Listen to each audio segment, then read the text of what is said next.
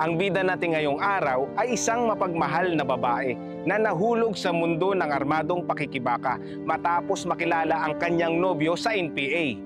Sa simula, naniniwala siyang ito ang tanging paraan para ipaglaban ang tama. Panoorin natin ang kanyang paglalakbay pabalik sa normal na lipunan sa tulong ng Enhanced Comprehensive Local Integration Program o ECLIP. Ako si Kuya Bings at ito ang tungo sa pagbabago.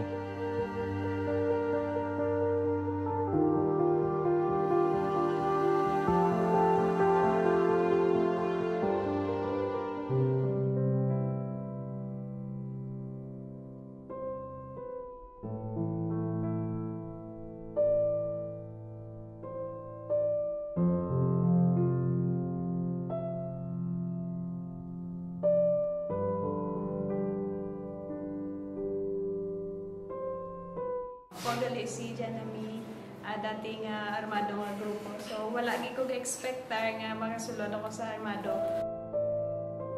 Bali, ang akan nga partner is isa man ka armado nga grupo. So na-recruit na ako. Tungod man sa akong pagpalangga sa iya, ang mga nagsunod na lang ko sa iya.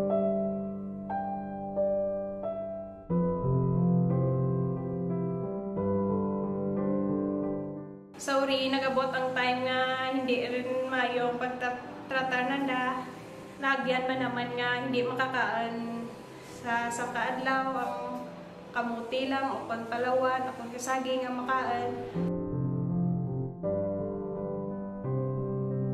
1 year and a half, basta nga nag-decide na lang kami nga magpaway. Kaysa nga mo nga time, nagabusong rin man ako kag ginapaminsar ko nga kung magpadayon pa kami sa armado, paano na lang ang pangabuhi sa akon nga bata.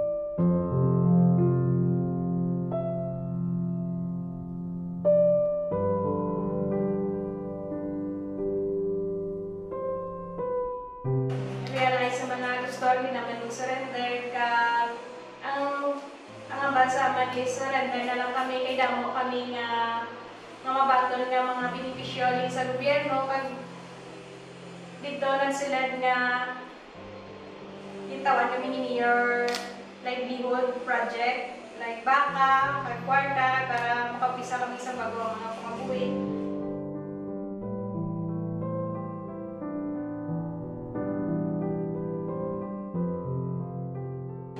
So kag dito nag-apply kami clip kag nakabuan man kami clip kag nakabuan man kami assistance sa DSWD.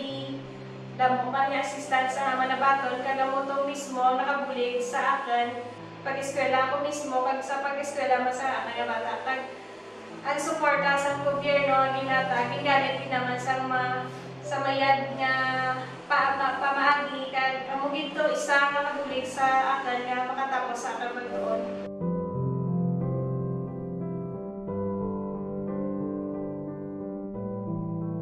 One of the beneficiaries of our local initiative when it comes to peace effort is Ms. Janami Takanloy, who surrendered year 2018, and she availed several programs.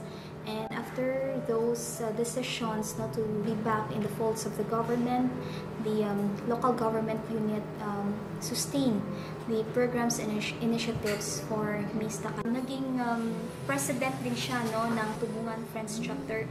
So ibig sabihin, hindi lang sabi na it's a material thing, but also the development of her personality and her leadership towards her fellow former rebels.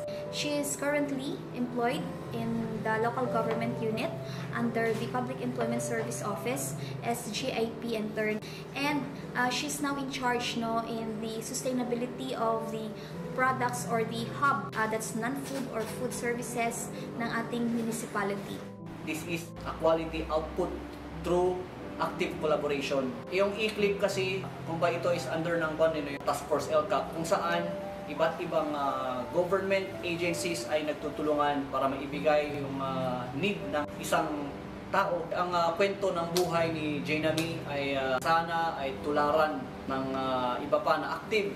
Yung kanyang mensahe ay sana makapagbigay ng impormasyon or aral para naman sa iba ng mga kabataan or mga out-of-school youth na huwag nang sumali sa mga activities or sa mga organisasyon na hawak ng itong CPP, NPA, NDF. Siya ay living proof. Makinig sa message niya, her experience be lessons para sa mga kabataan. Tungod sa iklip, dako ang oportunidad nga masubaybayan o kon mapadako kung akon nga bata kag makaupod ang akon nga pamilya. Salamat, iklip. Ngayon, si Jenamy hindi lamang nakalaya sa kadiliman ng nakaraan, kundi isa ng aktibong bahagi ng lipunan. Sa kanyang bagong buhay, tumutulong siya sa iba na makahanap ng daan patungo sa pagbabago, nag-aambag sa komunidad at nagsisilbing inspirasyon sa kabataang humaharap sa bagong pagsubok. Ang kanyang kwento, patunay na kahit pinakamadilim na landas, pwedeng mapalitan ng liwanag kung may tapang, determinasyon, pag-ibig sa sarili. Maraming salamat sa inyong pagtangkilik sa ating programang Tungo sa Pagbabago.